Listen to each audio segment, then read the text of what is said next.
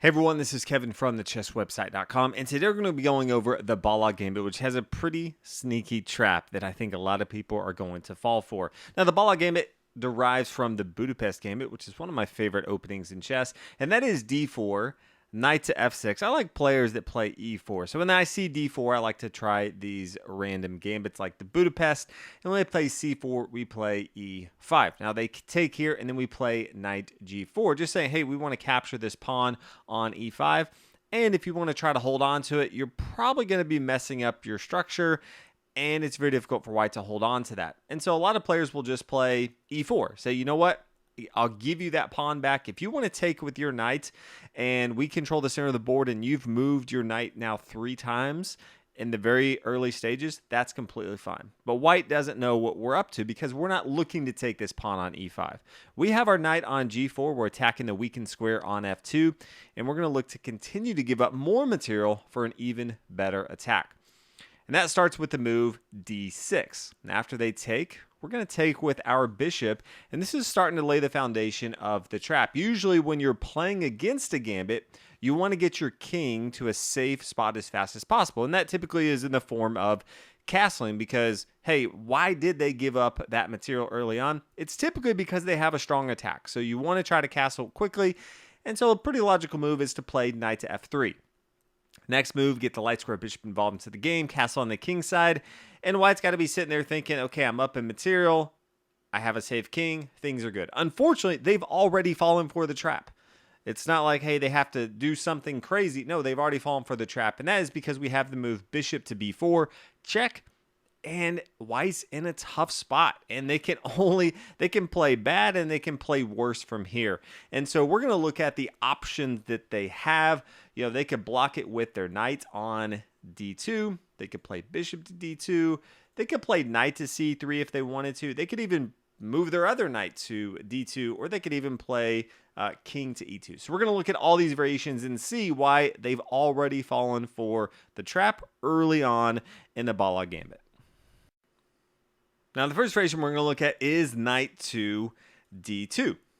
Okay, well, we're going to bring our bishop back to c5, attacking the square on f2. Now, first thing to keep in mind is, okay, well, if we're bringing our bishop back to c5, why didn't we just play bishop to c5 in the first place?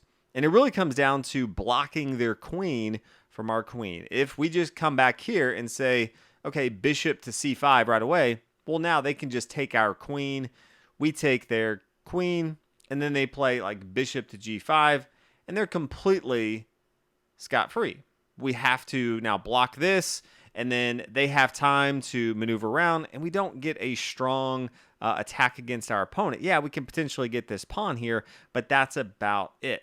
So if we come back, it's very important that we're playing moves that allow them to block this queen from coming. So knight to d2 blocks that queen. So now we can come back to c5, put pressure on the f2 square. Again, now black has the knight and the bishop both attacking the square. The king is the only piece defending it. So this is going to be a tough spot. There's a few ways that white may decide to hold on to this.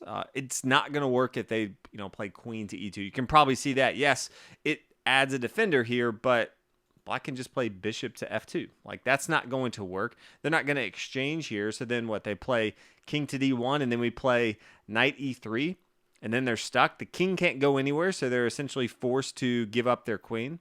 Okay, that's not going to work. Potentially they say, okay, well, let's play knight to b3, attacking this bishop on c5. But then we can just play bishop to f2. Okay, now king e2. We could play queen e7. Now the queen maybe to d3. We could play bishop to f5. This pawn is pinned down. You can see we are just getting all our material involved into the game. They're in a really tough spot. Their king's in the center. Their light square bishop's not going anywhere. Both of their rooks are pretty much trapped. Their queen is playing defense but doesn't really know where to go. This is not going to be a good spot for white. Now, if we come back, maybe they want to be a little bit more aggressive because they realize that just moving their knight multiple times isn't going to help. Queen to a4. This is check, but we can just block it. Bishop to d7, forcing them to do something. Maybe the queen comes back c2. We play knight to a6, preparing to bring our knight to b4. Again, going to be very, very difficult for them to continue from here. So that's if they play knight to d2. Let's look at some other options here. They could play bishop to d2. Well, now it is a little bit different because we're still going to be playing bishop c5, but now they do have the option of playing queen to e2. Because if we play bishop takes on f2, they could play their king to d1. Then we're just going to bring our bishop back to c5. Again, this is still very good for black, but once they move their queen in the spot, it is a little bit different with their bishop here than with their knight. Now, if we come back, maybe they don't play queen to e2, maybe they play queen to a4 again. Well, now we're just going to be playing knight to c6, and we're going to be in a good spot. We can always castle at some point if we wanted to. We're still going to have so much pressure on our opponent. It's very difficult for them to continue. Maybe knight to c3 here. Bishop takes on f2. They always have to worry about the bishop or the knight coming to f2. And how do they really continue from here? I think it's tough. So that's if they play knight to d2 or bishop to d2. If they play, knight c3, this is stopping the check, but now they've left it open for us to take on d1. And this is not going to go well for them because we can just take on d1. And if the king takes, well, remember the king was the only piece defending the f2 square. So now we can play knight f2 with the fork, attacking both the king and the rook on h1. Now, another terrible move would be instead of, once we play bishop b4, they could play knight d2 from the f3 square. Okay, but this is really just getting fewer pieces involved into the game. This is not going to work out well for them. We're still going to be playing bishop to c5, so that hasn't changed at all. But now let's say they play knight c3. Okay, well now we can take on f2. We're attacking the rook and the queen. Probably going to need to get the queen involved into the game. It's attacking our bishop, but we can just play bishop d4. Just improving our position a little bit more. Now we're attacking the rook, so maybe rook to g1. But now we can just come back, rook to g4. I don't know that they have a lot of good squares here. We're attacking the rook on g1 with our bishop now, so maybe they just play rook to h1, but it feels like they're not progressing their board state. Now we can play knight to e3. We're attacking the square here on c2 for a fork.